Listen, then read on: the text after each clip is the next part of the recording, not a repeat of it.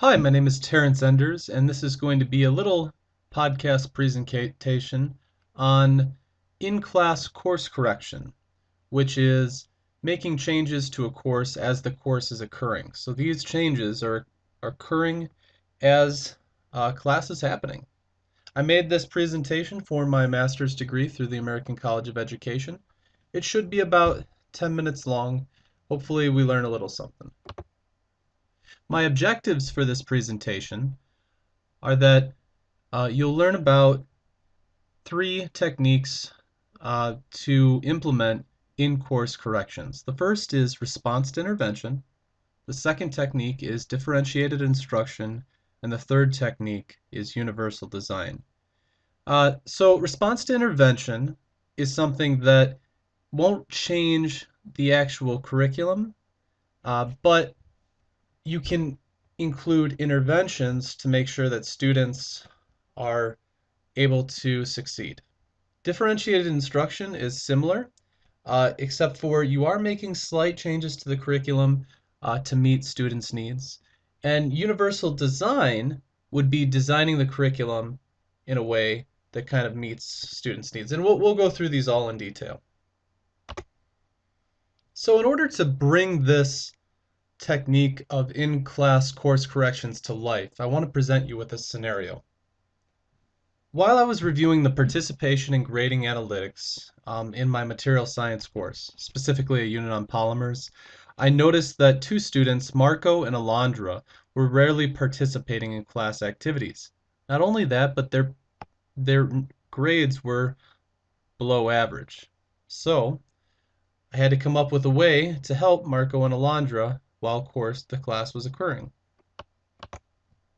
One possible research technique that could possibly include or use is called RTI, which stands for Response to Intervention.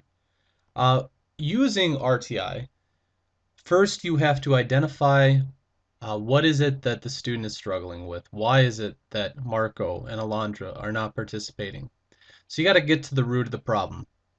After you've figured out the problem, you're going to try to give the student supports. So what is it that Marco or Alondra need to help them be successful? Now, we know that we might think that that's going to help them be successful, but we got to try it. So the next step is trying the support.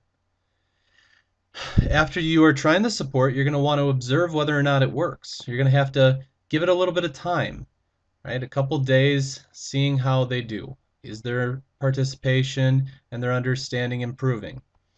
Then, depending on those results, what you see in the classroom, you're going to either have to revise, maybe come up with new supports, or just continue what they're doing if it's working. If it's working, then you can keep doing it. So this is supported by research. Uh, there was a study done that said that the results of the study supported the effectiveness of RTI. I know that in the school I teach at, RTI has been around for quite a few years now. So let's bring this back to Marco and Alondra. Marco and Alondra, let's say they're working on constructing a recycling campaign for my polymers unit. Well, I know they have a low history of participation, so let's try out some supports. How about I partner up Alondra and Marco with some of my classroom leaders, some people that I know are going to both emotionally and academically support Alondra and Marco so that they'll most likely be able to do better. If this works, then I don't need any more interventions. So let's summarize what I did. I identified the problem, I included an intervention, and I determined that no other interventions were needed. That's an in-class course correction. Another example of an in-class course correction is differentiated instruction. Uh, Basically what you're doing here is you're going to modify your instructions to each individual student's needs. Research was done and it shows that if you modify instruction to meet students' learning styles, student interests, students' reading levels, guess what? Students benefit. So, again, we meet Marco and Alondra. All right, this time we're going to change it a little bit. Let's say that we've identified that Marco is an ELL student and that Alondra has a hard time taking notes. Okay, so they got a little bit of different learning needs. Well, I could modify my instruction by giving Marco pre-selected lower Lexile materials. I could modify my instruction to give Alondra fill in the blank notes in a graphic organizer. So these things, they're going to eventually get the same instruction, but they're going to have different accommodations within the instruction, and that's differentiation. So again, summarizing what differentiated instruction is, right? I have a problem, low participation, all right? I know that Marco's ELL, Alondra's maybe has a hard time with notes, all right? I'm going to give each student something different. That's what makes it differentiated. Each student gets something different that's adjusted for whatever specific learning need they have, right? And then that benefits student learning. The last strategy that I would like to talk about is something called universal design. So, universal design is a technique for actually designing the course with all of the students in mind. Every student in our classroom is a little bit different. We know that. We have students who are good readers, students who are good with understanding visually how things work. We have students that are just good with working with their hands. So there's lots of different students within our classrooms.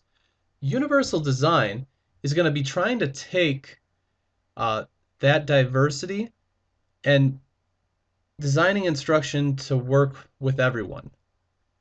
So the research showed that UDL encourages the design of learning environments that can accommodate a diverse population of learners, right? So this type of instruction really benefits the entire class, not just specific students. So let's bring it back to Marco and Alondra.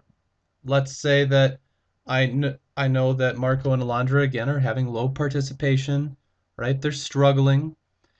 But maybe it was a problem with the project. So originally I had it set up as a group project, and students didn't want to do all of what was involved. So instead, I give students an option. I provide everyone in the class with student choice.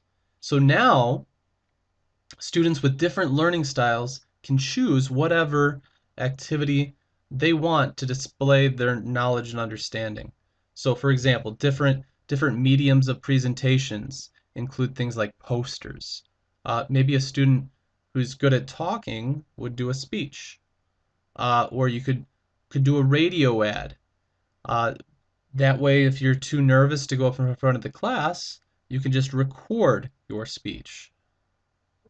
Another type of medium would be a video. So these choices allow students to choose what format works best for them. The end result, though, is still that students are able to participate.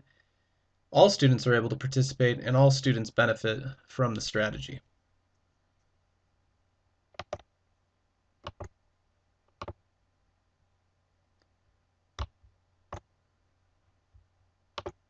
So these are my references. You could go back and look at the different information that they provide, but I want to do a little quick recap of what we've learned. In-class course corrections.